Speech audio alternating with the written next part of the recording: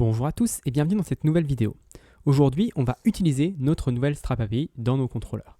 Donc je vais aller tout de suite dans mon contrôleur Subscribe Controller, qui est le premier, et on va essayer de simplifier un peu les choses. Donc pour appeler toutes mes méthodes, je vais avoir besoin d'un Stripe API. Donc je pourrais faire un New Stripe API comme ça, mais avec Laravel, on a un système d'injection de dépendance qui nous permet de construire les objets de manière un petit peu plus efficace. Donc je vais l'utiliser ici. C'est tout simple, au lieu de faire New Stripe API, on va juste faire App, Stripe API, classe, et ça revient au même.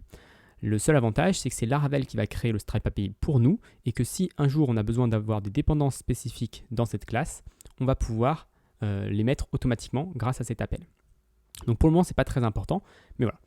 En tout cas, maintenant qu'on a notre Stripe API, on peut appeler toutes les fonctions dont on a besoin habituellement.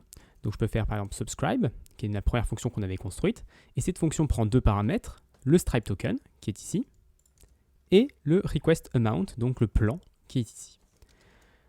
Cette méthode-là, elle nous renvoie un client. Donc je peux faire customer égale et récupérer comme ça le client. Et cette méthode-là aussi, s'il y a un souci, lève une exception de type Stripe exception. Donc je vais pouvoir faire try, cet appel de méthode, et je vais catch un Stripe exception s'il y a un souci. Et s'il y a un souci, je vais faire exactement la même chose que ce que je faisais avant, c'est-à-dire rediriger avec une erreur, comme quoi la carte a eu un problème.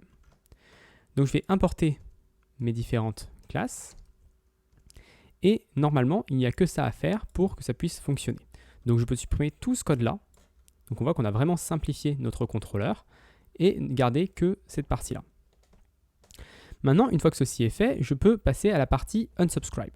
Donc la partie unsubscribe, ça va être un peu le même système.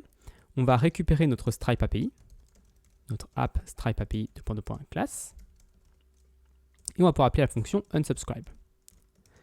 Donc cette fonction unsubscribe, qu'est-ce qu'elle prend en paramètre? Alors si on va sur Stripe API, on voit que la fonction unsubscribe, elle prend en paramètre un client.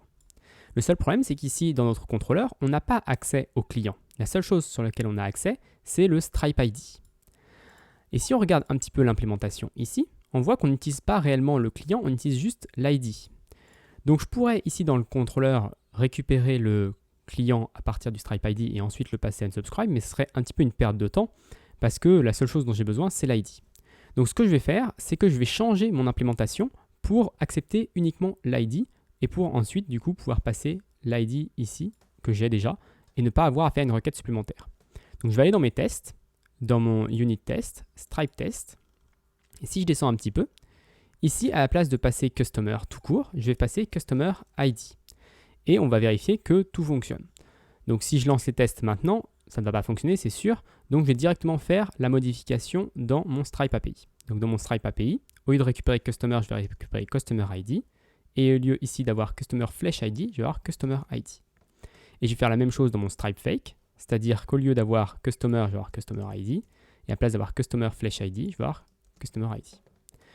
Donc maintenant que j'ai fait cette modification, normalement, si je lance PHP Unit, ça va prendre un petit peu de temps, mais on vérifiera que tout fonctionne correctement. Donc après avoir relancé les tests, tout est toujours vert, donc c'est parfait. On a changé notre implémentation correctement. Je vais pouvoir retourner dans mon unsubscribe controller, et ici, au lieu de lui passer du coup le customer tout court, je vais lui passer le Stripe ID.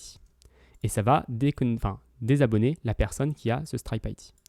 Donc cet appel de fonction, en fait, il reprend les deux lignes qui sont en dessous, c'est-à-dire récupérer l'abonnement et le cancel. Donc je vais pouvoir supprimer ces deux lignes-là. Et je vais pouvoir également supprimer le Stripe set API key qui est fait automatiquement maintenant dans mon Stripe API. Donc voilà pour cette vidéo, j'espère qu'elle vous a plu. Si elle vous a plu, n'hésitez pas à vous abonner et à la partager. Et moi je vous donne rendez-vous très rapidement pour une autre vidéo sur Laravel.